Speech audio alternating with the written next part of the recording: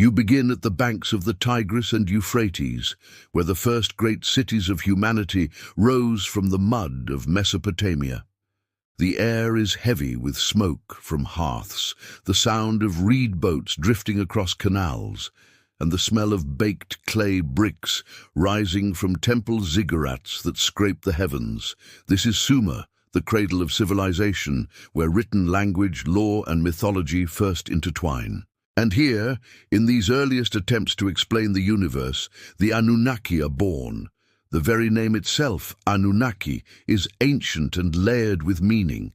It comes from Sumerian, Anu, the sky god, combined with Ki, meaning earth.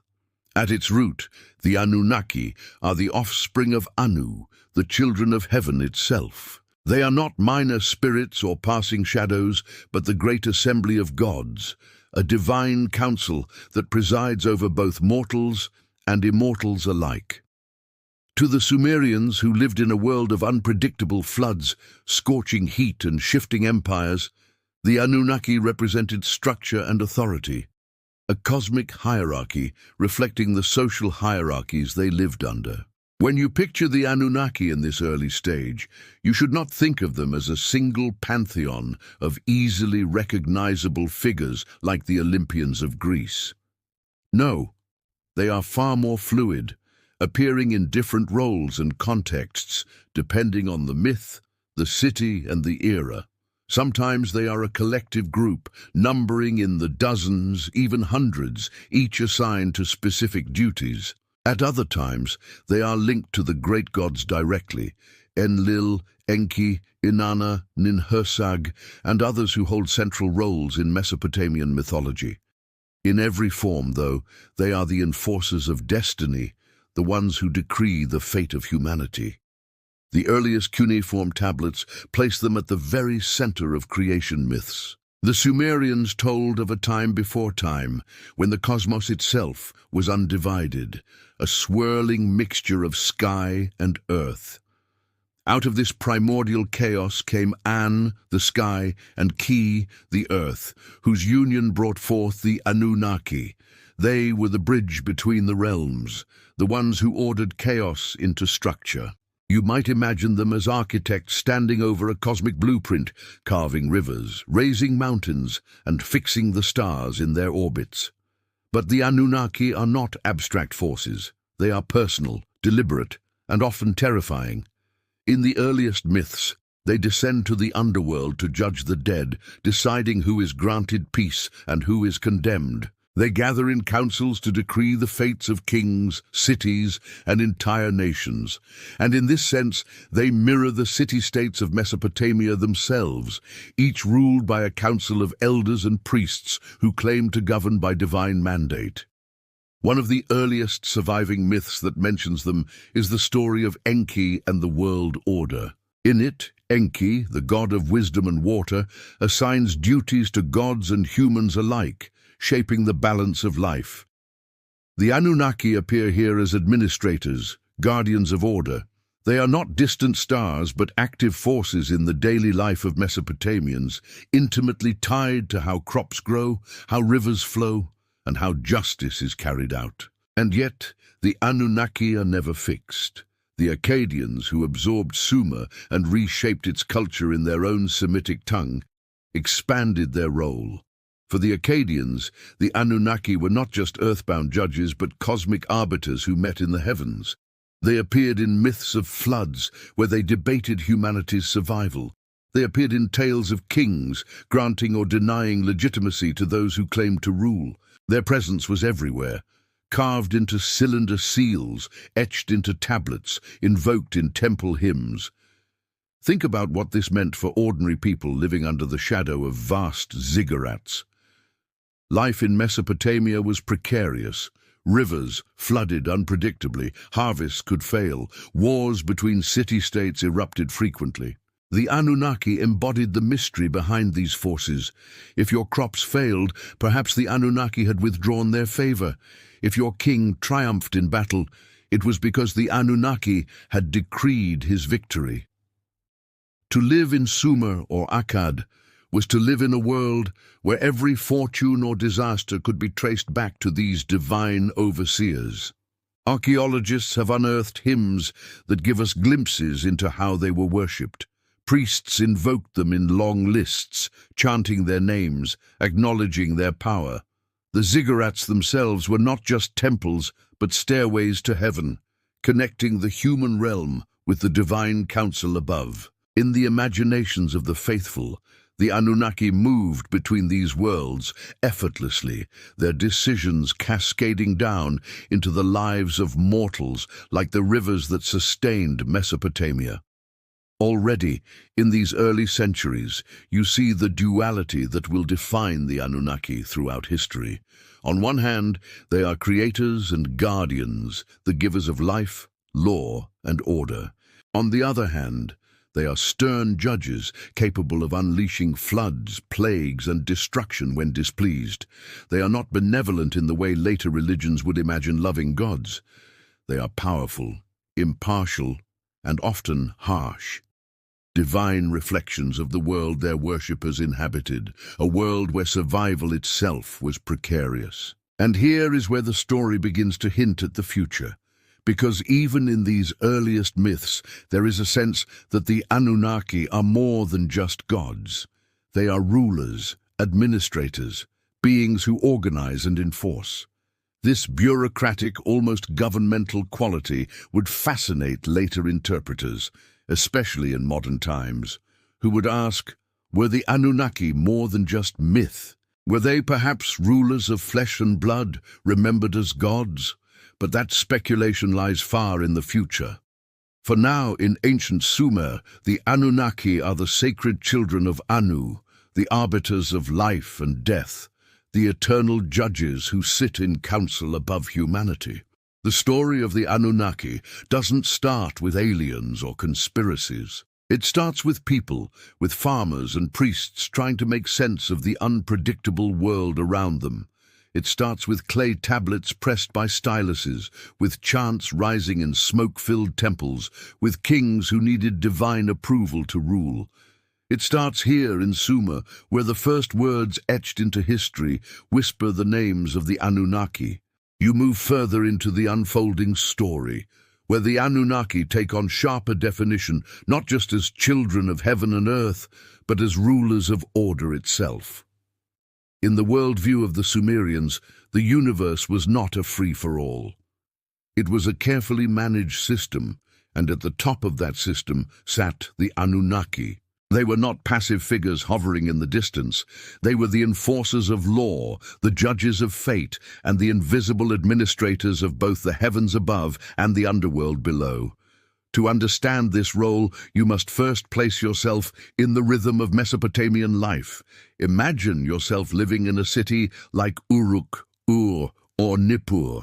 Towering over you is the ziggurat, a colossal stair-step temple that connects the dust of earth with the expanse of heaven. Priests climb its levels to perform daily rituals, while scribes inscribe offerings and hymns onto tablets. To you, a farmer or craftsman, the floods of the Tigris and Euphrates decide your survival, and the king who rules your city does so only because he is sanctioned by divine powers. That sanction comes from the Anunnaki. In myth, the Anunnaki were described as the seven who decree fate. This phrase, repeated in hymns and incantations, captures their essence. They were not just gods of thunder or fertility, not limited to one domain, as many deities were. Instead, they collectively determined the destinies of mortals and immortals alike. When a king rose to power, it was the Anunnaki who confirmed his legitimacy. When a city fell to ruin, it was because the Anunnaki had turned their faces away. Destiny was their currency, and every aspect of human life fell under their jurisdiction. But the Anunnaki were not a faceless mass. Their roles often blurred into specific deities, and the great triad of gods, Anu, Enlil, and Enki, were central. Anu, the sky god, embodied supreme authority. Enlil, god of air and storms, was the stern enforcer who wielded command over Earth's affairs. And Enki, god of wisdom and water, brought creativity, balance, and at times rebellion against strict decrees. The Anunnaki were often depicted as their offspring or attendants, but in practice they acted as a council of divine authority. One vivid example of their role comes from the Epic of Gilgamesh, where the Anunnaki are portrayed as judges of the underworld. When Enkidu, Gilgamesh's companion, dreams of his death, he describes being dragged into the shadowy realm where the Anunnaki sit in judgment. They do not appear as gentle guides, but as cold arbiters, tallying the deeds of mortals and assigning them their place among the dead. To you, hearing this tale recited in a temple courtyard, the message is clear. Your actions are not forgotten, and when you die, the Anunnaki themselves will decide your fate, and yet their role extends beyond death. In creation stories, they are part of the divine machinery that brought humans into existence. In the myth of Atrahasis, for instance, when the gods grew weary of labor, it was the decision of the Anunnaki that humans should be fashioned to bear the burdens of toil. From this decree, humans were created from clay mixed with the blood of a sacrificed god. That choice reveals their essence. They are not whimsical creators, but pragmatic rulers, setting order where chaos threatens to reign. This sense of order made its way into the very structure of Mesopotamian governance. Kingship was never seen as purely human. The king ruled because the Anunnaki had bestowed the Mi, the sacred decrees of civilization, upon him. These Mi represented the laws of society: kingship, craftsmanship, music, justice, even warfare. They were gifts of the gods, managed and enforced by the Anunnaki. When a king claimed authority, he did not merely say, "I am strong." He proclaimed that the Anunnaki had chosen him. Without their blessing, his rule was illegitimate, doomed to collapse. The rituals surrounding this belief were elaborate.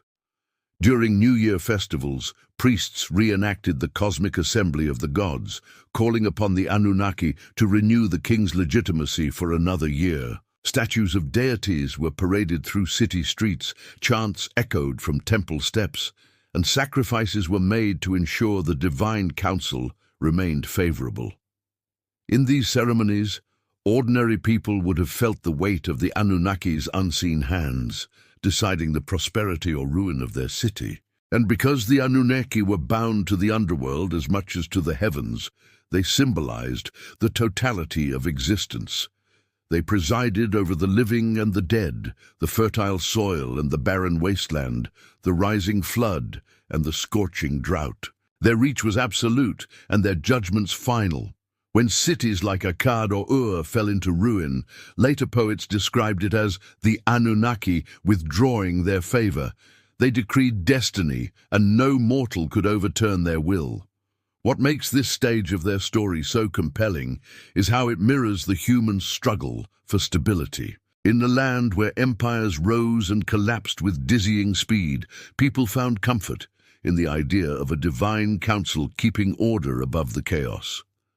The Anunnaki were that council.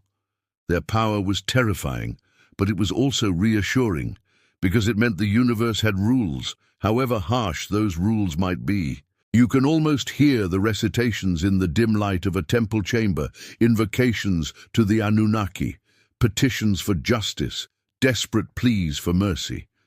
Their presence was constant, shaping not just myth, but every facet of life. They were not distant abstractions, but the very spine of Mesopotamian thought, and as their story deepens, they will become more than just keepers of order.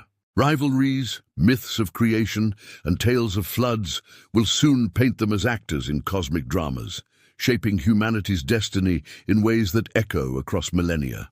You now find yourself in the heart of Mesopotamian mythology, where the Anunnaki are no longer just a faceless council, but personalities with rivalries, ambitions, and conflicts that shape the stories of gods and men alike.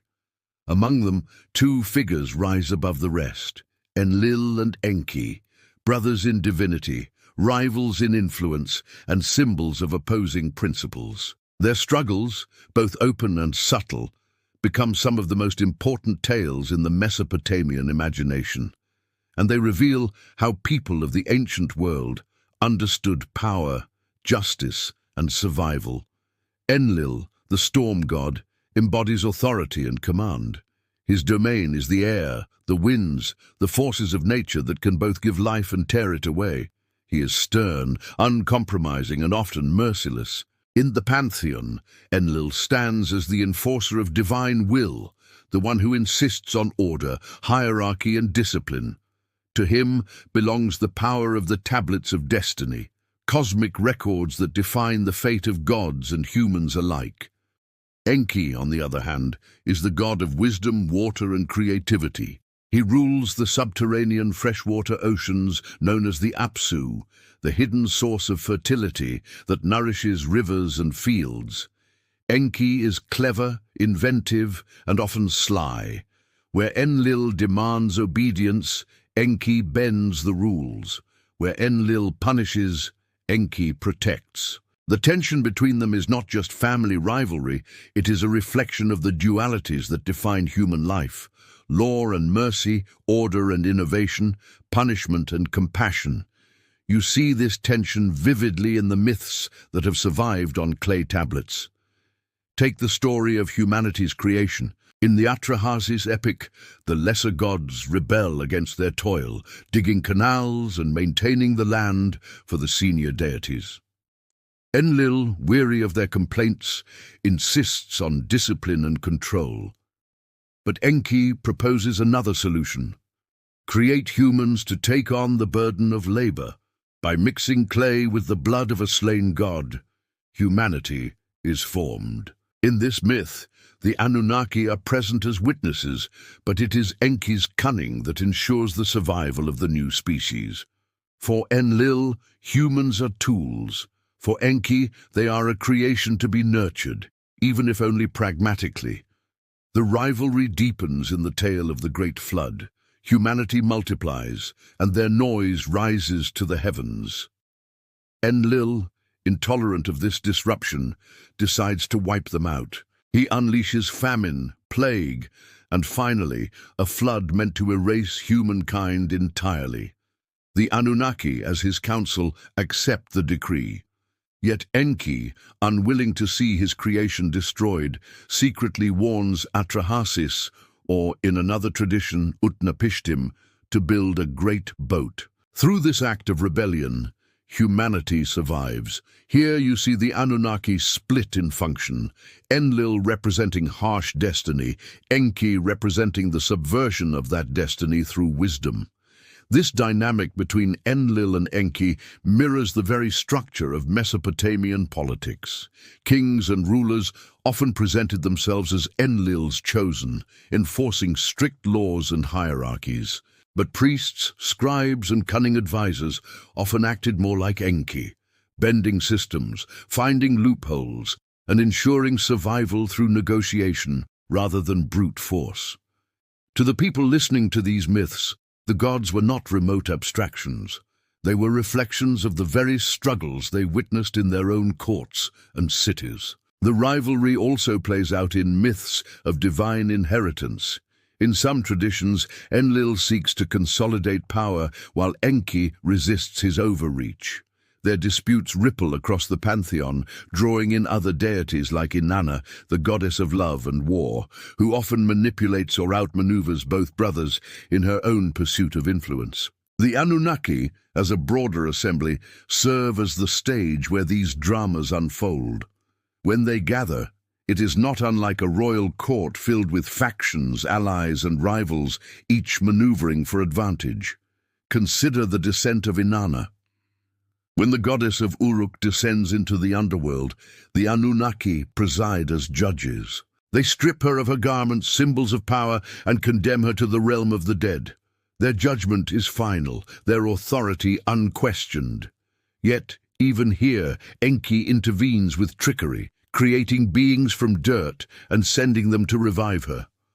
Once again, you see the interplay. The Anunnaki decree, Enlil enforces, but Enki bends reality to protect and restore. The duality between Enlil and Enki also reveals something deeper about Mesopotamian views of divinity. The gods were not perfect, nor were they always benevolent. They quarreled, punished, rewarded, and schemed. They were powerful, yes, but also flawed, much like the kings and rulers who claimed to act in their name. The Anunnaki, as a collective, embodied this complexity. They were not a harmonious chorus singing one song, but a council full of debates, compromises, and rivalries. For you, standing in an ancient temple as priests chant these myths, the message would be unmistakable. Life is precarious, ruled by forces both stern and merciful, both rigid and flexible. One God may decree your destruction, while another may save you at the last moment. The Anunnaki, through their rivalries, embody this tension. To live in Mesopotamia was to live under their gaze, navigating between the harsh commands of Enlil and the cunning rescues of Enki. This tension will not fade as the centuries unfold. Instead, it will deepen, coloring flood myths, tales of descent, and the rituals of kingship. The Anunnaki are not just divine judges now. They are personalities in conflict, gods whose rivalries shape the destiny of humankind. And as you move forward, their role in creation and punishment will take center stage, revealing just how deeply these divine dramas resonated with the people who first inscribed them into clay.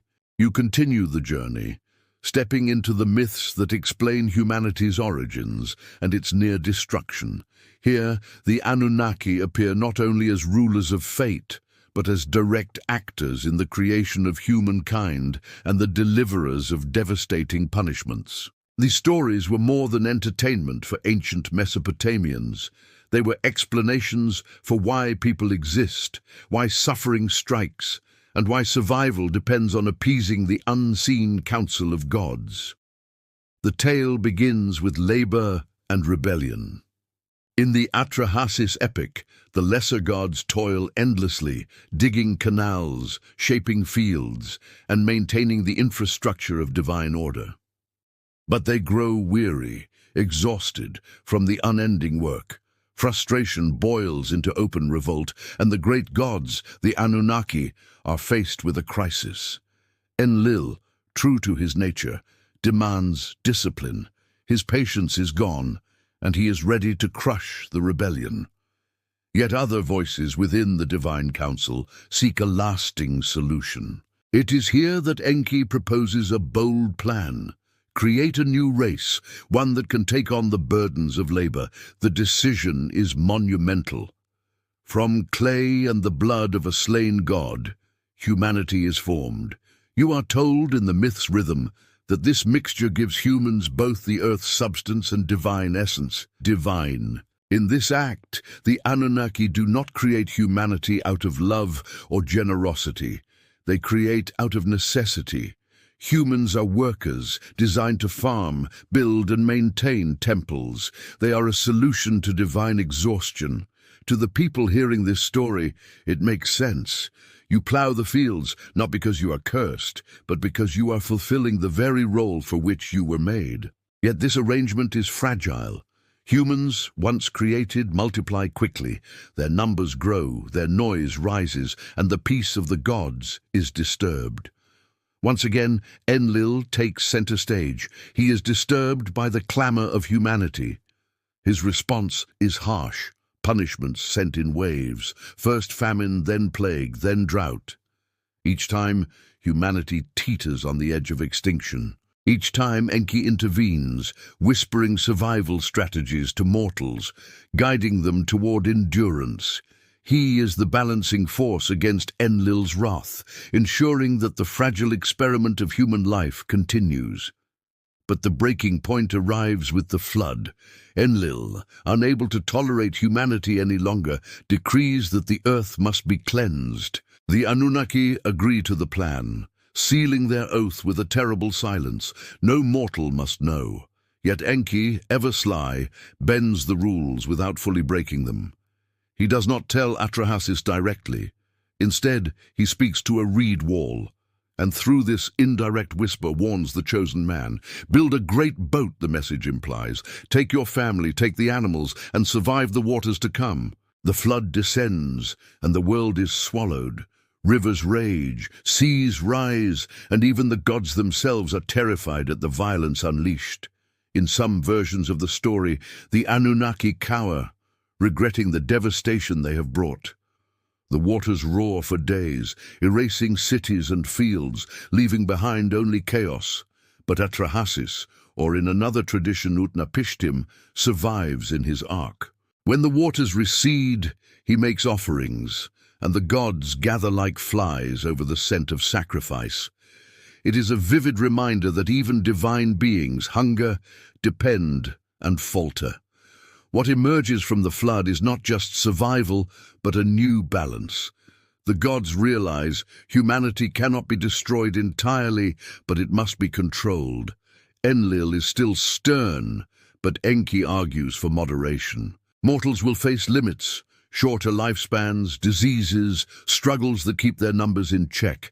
The Anunnaki enforce these boundaries, ensuring that the noise of humanity never again rises too high.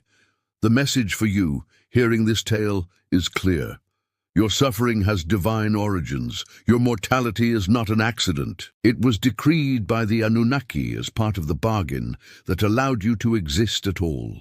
These stories of creation and flood are not isolated myths. They are the backbone of Mesopotamian thought, retold in different forms across centuries. In the Epic of Gilgamesh, echoes of the flood resurface as Utnapishtim recounts his survival to the restless king. In ritual incantations, the Anunnaki are invoked as the decreers of fate, reminding mortals that their destiny was fixed long ago in the councils of the gods. To you, these stories explain not only why you are alive, but why death, famine, and hardship shadow every step of your existence. The role of the Anunnaki in these myths reveals their dual nature, creators and destroyers, protectors and punishers. They are not benevolent gods who love unconditionally, nor are they mindless forces of chaos. They are rulers, calculating, pragmatic, and often divided among themselves. Enlil's fury and Enki's cunning create a dynamic tension, showing humanity caught between decree and defiance, punishment and mercy. And as you listen, you recognize something familiar. Floods did happen, rivers did swell and wipe out villages, famines and plagues struck without warning. By weaving these disasters into divine narratives, the myths give meaning to suffering. They tell you that behind every flood, every famine, every death lies the hand of the Anunnaki, enforcing the balance of creation. Yet there is also hope in these stories. Survival is possible, if not through strength, then through wisdom, cunning, and reverence for the gods.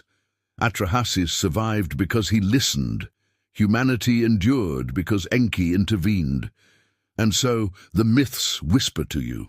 Obey, endure, and perhaps the Anunnaki will decree your survival too. As the myths of creation and destruction fade into ritual and story, the presence of the Anunnaki becomes ever more intertwined with daily life. They are not only the gods of cosmic acts, but also the recipients of offerings, the powers invoked in temples, the invisible judges presiding over your every decision. Soon their role will move from myth into the rhythms of worship and ritual, binding the people of Mesopotamia to the unseen council that rules their world. You move now from myth to ritual, from the vast cosmic stories of creation and flood to the everyday life of the people who worshipped the Anunnaki. For in Mesopotamia, religion was not an abstract philosophy, but a living, breathing practice that structured society from its kings to its farmers. The Anunnaki were not distant names hidden in clay tablets. They were present in the towering temples, in the chants of priests, in the sacrifices of animals, and in the whispered prayers of those who feared their judgment. To understand the power of the Anunnaki, you must walk into their temples, hear the rituals, and feel how the people of Sumer, Akkad, and Babylon wove their existence around these gods. At the center of this worship stood the temple, the Ekur of Nippur, the Iana of Uruk, the ziggurats that rose like mountains of brick above the flat Mesopotamian plains. These temples were not just religious centers. They were economic hubs, political headquarters, and visible symbols of divine authority. To you, standing at the base of a ziggurat, its stairways stretching skyward, it would feel like a literal connection between earth and heaven. And at the summit, in a chamber reserved only for the priests, dwelled the statue of the god, a material presence of the Anunnaki themselves. The rituals were elaborate and constant. Priests washed and clothed the statues of the gods daily, offering them food, drink, and music. These acts were not symbolic. They were believed to sustain the gods, who in turn sustained the world. To neglect the daily rituals was to risk angering the Anunnaki, and with their anger came drought, flood, or invasion. Every morning and evening, incense filled the air, bread and beer were set before the divine statues, and hymns were recited. Through these acts, humans fulfilled their role, servants of the gods, caretakers of the Anunnaki's earthly presence. But worship of the Anunnaki was not confined to daily maintenance. There were festivals, grand celebrations that reenacted the myths of creation and reaffirmed the bond between gods and humans. The New Year festival, Akitu, was one of the most important.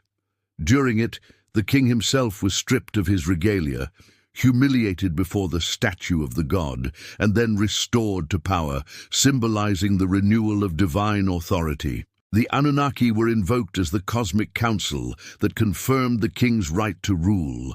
Without their blessing, his throne was meaningless. To you, watching this spectacle, the lesson was undeniable. Kingship flowed not from human conquest alone, but from the decrees of the Anunnaki. Sacrifice played a central role. Animals, sheep, goats, and bulls were slaughtered in rituals that transferred guilt, fear, or petitions from humans to the gods. Blood was life, and by offering life, mortals sought to appease the council that decreed fate. In some rituals, figurines representing demons or human substitutes were buried, drowned, or burned, carrying away curses and misfortunes. Through these symbolic acts, the Anunnaki were both feared judges and potential protectors. You gave them offerings not because they loved you, but because their favor meant survival. The Anunnaki also presided over the underworld, and this shaped funerary practices. Death was not seen as an escape, but as a passage into a shadowy realm ruled by the same divine council. Offerings of food and drink were placed in tombs, ensuring the spirits of the dead could find sustenance in the underworld. To neglect these rites was to doom your ancestors to hunger in the afterlife, judged by the Anunnaki as forgotten and abandoned. To you, this was more than superstition, it was duty, binding you to family and the gods alike. Priests, exorcists, and diviners acted as intermediaries. They studied the stars, the livers of sacrificed animals, the patterns of oil on water, all to discern the will of the Anunnaki. For every illness, every failed harvest, every omen in the sky, there was an explanation rooted in divine judgment. If lightning struck, if locusts swarmed, if your dreams troubled you, it meant the Anunnaki had spoken. And through ritual, the priests sought to interpret and redirect that decree. To you, their chants and sacrifices were lifelines, ways to manage the unpredictable power of the gods. The presence of the Anunnaki extended beyond the temple and into law. Kings declared their codes of justice as gifts from the gods, overseen by the divine council. The Code of Hammurabi, for example, begins with the claim that the gods, including Enlil and Enki, decreed the king's role to bring justice to the land. When you followed the laws, you were not only obeying the king, you were aligning yourself with the order of the Anunnaki. To break the law was not only rebellion against society, but sacrilege against divine decree. Even in personal devotion, the Anunnaki were near. People wore amulets inscribed with their names, invoked their power in curses and blessings, and prayed to them in moments of crisis. In incantations, the Anunnaki were called upon to expel demons, heal sickness, and bless children. They were invoked as guardians, but always with caution. Their power was great, but it could turn against you if you offended them. Reverence was laced with fear, and devotion carried the weight of obligation. For you, living in Mesopotamia, the Anunnaki were everywhere.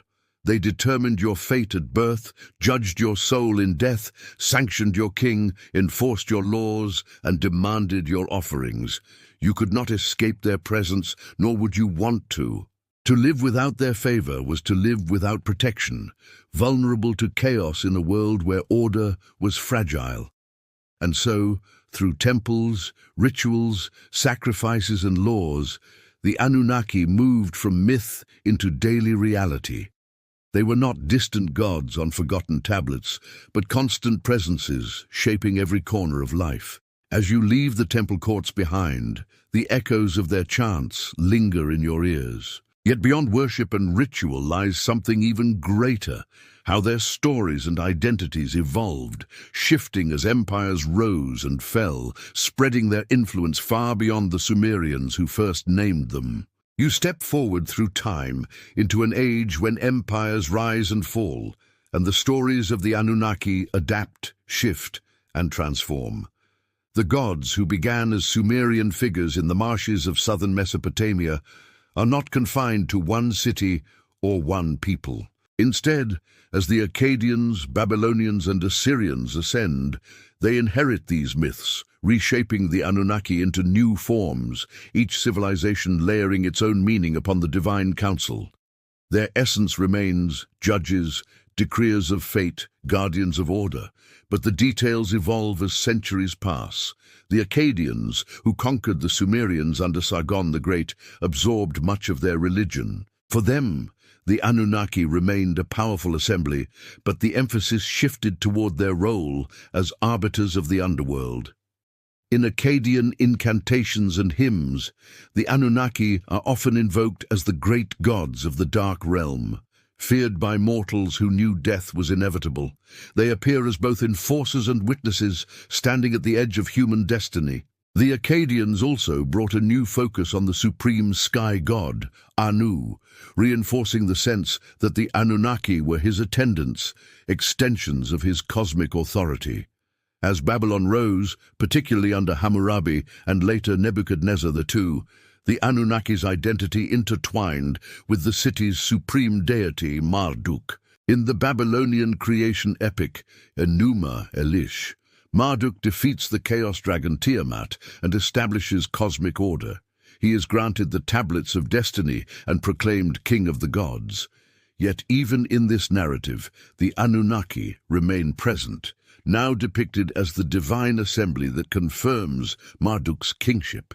They are portrayed as builders, fashioning Babylon itself as Marduk's earthly seat, constructing its ziggurat as a stairway between heaven and earth.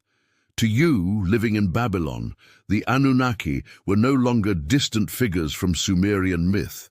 They were the laborers and legitimizers of your city's patron god, reinforcing the idea that your capital was the cosmic center of the world. In Assyria, the emphasis shifted again. The Assyrian kings, fierce warriors ruling from Nineveh and Ashur, invoked the Anunnaki in inscriptions that celebrated conquest. They were depicted as divine witnesses to treaties, punishers of oath breakers, and guarantors of imperial destiny. Assyrian kings often described themselves as chosen by Ashur, the national god, but they called upon the Anunnaki as enforcers of divine justice. In this context, the Anunnaki embodied the harsh side of fate, merciless judges who watched over the king's enemies, ready to unleash ruin on those who resisted Assyria's power. Across these civilizations, the Anunnaki also took on a wider range of names and roles. In some traditions, they were contrasted with the Igigi, a group of younger gods who served them, often begrudgingly. The Anunnaki were the elders, the higher order of deities, while the Igigi performed the labor. In others, the Anunnaki became synonymous with the rulers of the underworld, associated with Ereshkigal, the queen of the dead. This duality, heavenly council and chthonic judges, gave them a vast reach, linking sky and earth, life and death, law and punishment. To the people, these changes did not erase the Anunnaki, but enriched them. Each retelling, each reinterpretation added layers to their identity. A Babylonian farmer offering grain at a temple may have thought of the Anunnaki as the builders of Marduk's city. An Assyrian soldier swearing loyalty to his king might have seen them as terrifying witnesses, recording his oath in the cosmic ledger. A mourning family in Akkad may have pictured them as the silent judges in the underworld, deciding the fate of their loved one's spirit. The adaptability of the Anunnaki's image also reveals something profound about Mesopotamian religion. The gods were not fixed in stone. They evolved with political power. When Sumer fell, the Anunnaki did not vanish. They were absorbed, renamed, repurposed. Yet their core identity as decreers of fate endured. This resilience made them more than local deities. They became a shared inheritance, a pantheon that spanned centuries and empires. Their stories even crossed cultural boundaries. As Mesopotamian influence spread through trade, conquest, and migration, echoes of the Anunnaki reached neighboring civilizations.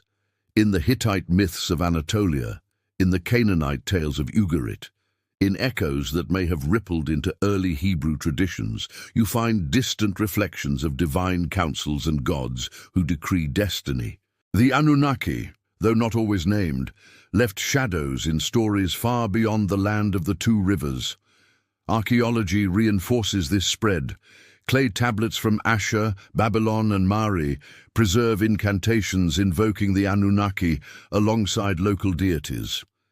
Cylinder seals depict assemblies of gods that scholars associate with the Anunnaki, seated in judgment or gathered in council. These artifacts show how deeply embedded they were in the symbolic language of power and fate. To you, these images would not be abstract art, but reminders that the divine council watched over everything: your king's conquests, your harvests, your family's survival, even as empires collapsed, Babylon to Persia, Assyria to ruin. The memory of the Anunnaki did not die. Instead, it lingered in texts, in rituals, in stories copied and recopied on clay. The gods adapted to new rulers, new languages, and new contexts. Their names might change, but their essence, arbiters of order, determiners of destiny, endured.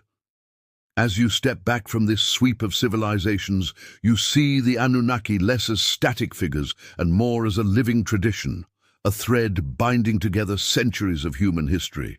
They began as Sumerian judges of fate, became Babylonian builders of cosmic order, stood as Assyrian enforcers of imperial will, and seeped into the stories of neighboring peoples. They were, in a sense, immortal, not just as gods, but as cultural memory, surviving long after the cities that worshipped them lay in dust.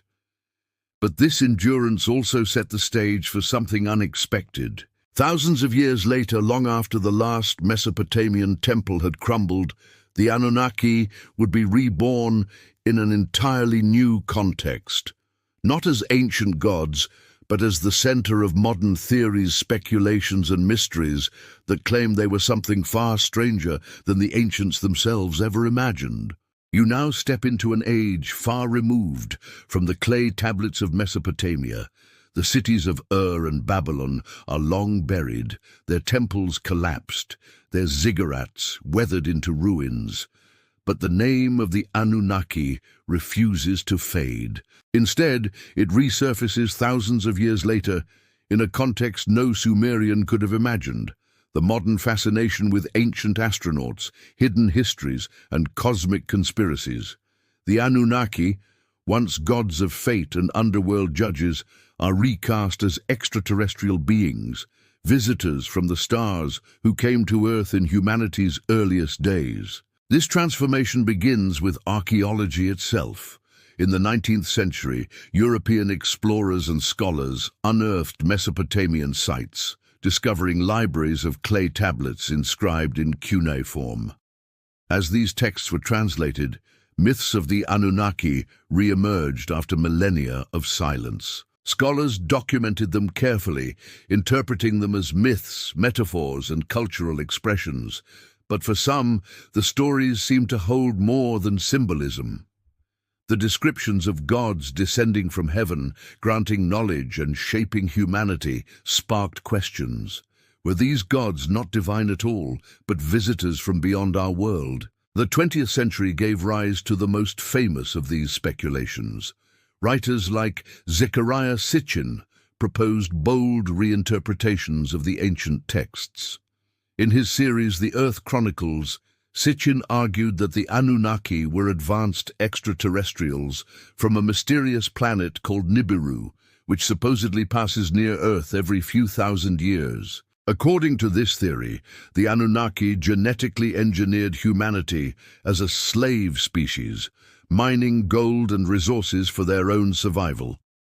Enki and Enlil, in this retelling, become rival alien commanders, one sympathetic to humans, the other harsh and domineering. The flood myth becomes not a story of divine wrath, but a historical memory of a planetary catastrophe triggered by the Anunnaki themselves. To mainstream scholars, these interpretations are pseudoscience, mistranslations stretched into fantasy. There is no planet Nibiru in astronomy, no credible evidence that the Anunnaki were aliens. Yet the theory caught fire in popular imagination. It gave the ancient myths a modern twist, making them feel alive and urgent in an era fascinated by space travel, UFOs, and questions about humanity's origins. For many, it was easier to imagine gods as astronauts than as symbols of agricultural cycles and divine order. The alien Anunnaki theory expanded into wider conspiracy lore. They became linked to secret elites, shadow governments, and hidden technologies. Some claimed that the Anunnaki never left, that they continue to rule humanity behind the scenes. Others connected them to legends of giants, interpreting references in Mesopotamian texts to beings of great stature as literal evidence of genetic experiments. For you, standing in the modern world surrounded by documentaries, internet forums, and speculative books, the Anunnaki have shifted from clay to digital pixels, from temple chants to viral videos. This transformation says as much about today as it does about the past.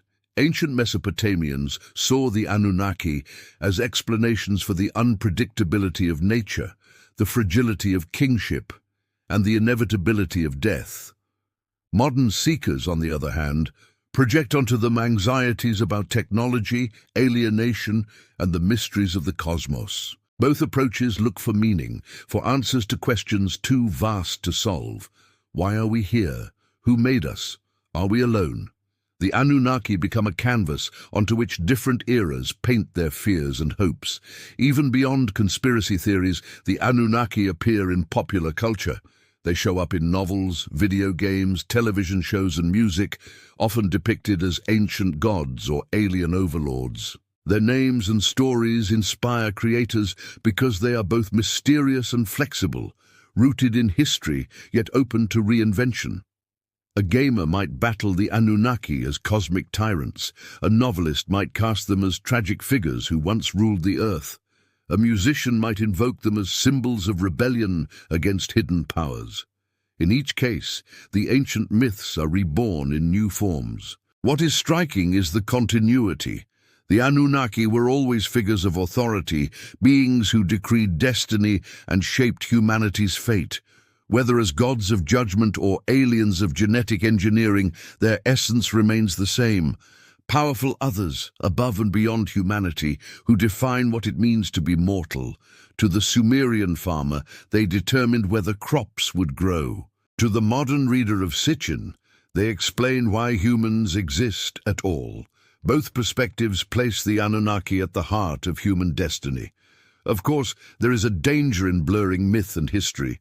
Archaeologists caution that reinterpreting the Anunnaki as aliens distorts the cultural richness of Mesopotamian civilization.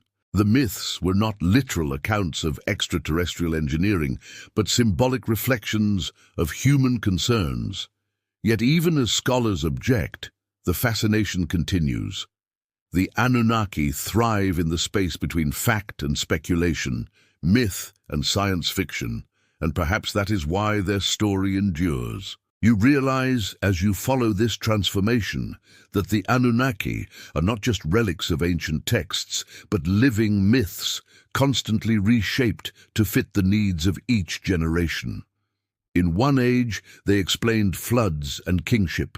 In another, they became proof of cosmic visitors. In ours, they reflect both curiosity and paranoia, a longing for connection to something greater than ourselves. And yet, the story is not finished.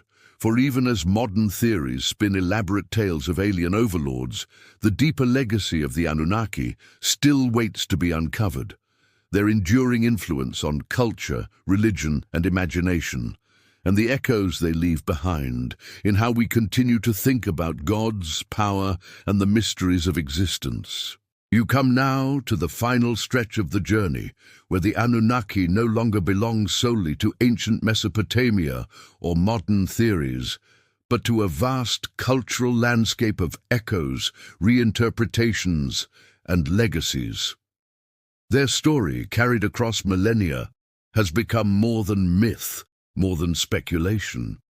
It is a reflection of how humanity continually revisits the same questions, reshaping the answers to fit new times. Even after the fall of Mesopotamian empires, the Anunnaki's shadow lingered. Their imagery and functions influenced neighboring traditions. Some scholars suggest parallels between the Anunnaki and the divine councils described in Hebrew scriptures, where assemblies of gods or angels stand before the Most High. The idea of divine judges decreeing destiny appears not only in Mesopotamian texts, but also in biblical and later apocalyptic writings.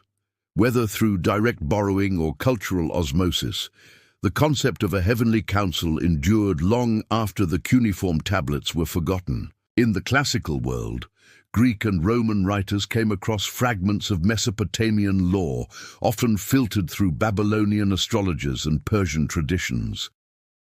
Though the Anunnaki themselves were rarely named directly, their roles, arbiters of fate, rulers of the underworld, resonated with Greek notions of the Moirai, the Fates, or the judges of Hades. Over time, the Anunnaki dissolved into a broader tapestry of mythological memory, their names fading, but their functions quietly surviving in other forms. Centuries later, with the rediscovery of cuneiform tablets in the modern era, the Anunnaki returned not as a living faith, but as ancient voices speaking again.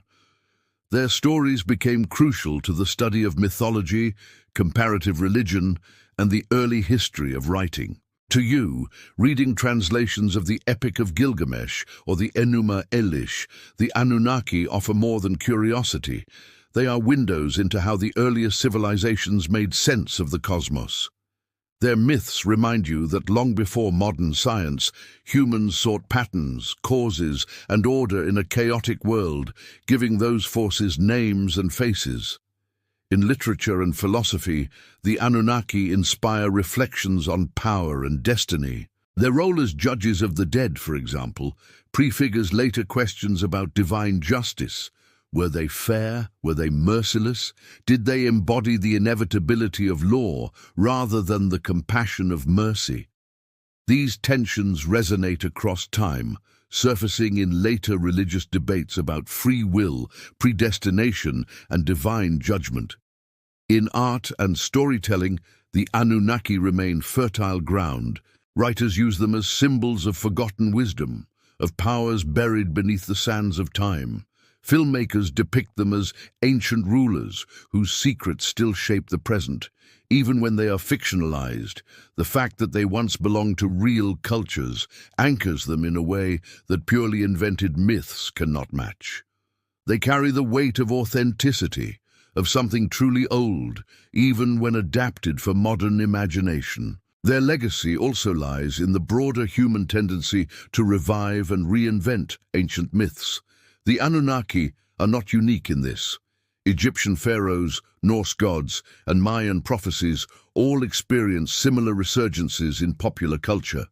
But the Anunnaki stand out because they are among the oldest recorded divine figures, inscribed on some of humanity's very first written tablets. To invoke them is to reach back to the dawn of history itself, yet perhaps the deepest legacy of the Anunnaki is not in the myths themselves, but in the human longing they represent. People have always searched for meaning, for beings greater than themselves who could explain the mysteries of life and death. Whether called gods, aliens, or archetypes, the Anunnaki embody that search. They are vessels into which each generation pours its questions. Why are we here? Who shapes our fate? What lies beyond death? In this way, their story is never finished. For the Mesopotamians, the Anunnaki were the decreers of destiny. For modern seekers, they are extraterrestrial architects of humanity. For you, they are reminders of how myths, once carved into clay, ripple through time, transforming but never disappearing. Their endurance reveals something about humanity itself, that across thousands of years, civilizations may collapse, languages may die, but the hunger for answers and the stories we build to satisfy it remain eternal. And so you close the circle. From the marshes of Sumer to the conspiracy forums of today, the Anunnaki have traveled a path that few myths ever take, shifting from gods to judges to aliens to cultural icons. They are at once ancient and modern, sacred and speculative, forgotten and reborn. Their entire story is, in truth, a mirror of humanity's own story, restless, searching, and forever reaching for the stars. As you step back from this sweeping narrative, you see the Anunnaki not as distant relics, but as companions in humanity's eternal quest for meaning. They remind you that myth is not a fixed relic of the past, but a living thread that evolves with every age. The Sumerians kneeling before ziggurats, the Babylonians reciting hymns, the Assyrians carving inscriptions into stone. They all sought the presence of beings who could explain what lay beyond human understanding. That longing did not vanish when the last cuneiform tablet was buried. It only changed shape. In the modern world, the Anunnaki stand at a curious crossroads. To scholars, they are invaluable insights into the earliest recorded religion. To dreamers and seekers, they are cosmic beings whose secrets still hide in our DNA or in the stars above. To storytellers, they are symbols of mystery, power, and the forgotten. All of these perspectives coexist, sometimes clashing, sometimes blending, each revealing more about the people who hold them than about the Anunnaki themselves. This is their true legacy: adaptability. The Anunnaki are like mirrors, reflecting the concerns of each civilization that remembers them.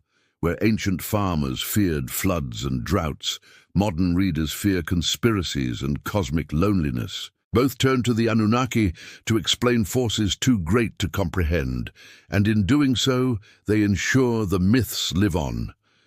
So, as you leave this story behind, you carry not just the tale of a group of ancient gods, but the recognition that humanity will always tell such stories, and that in telling them, we keep alive our most enduring hope, that we are not alone, that meaning exists, and that the past still whispers to us in ways we are only beginning to hear.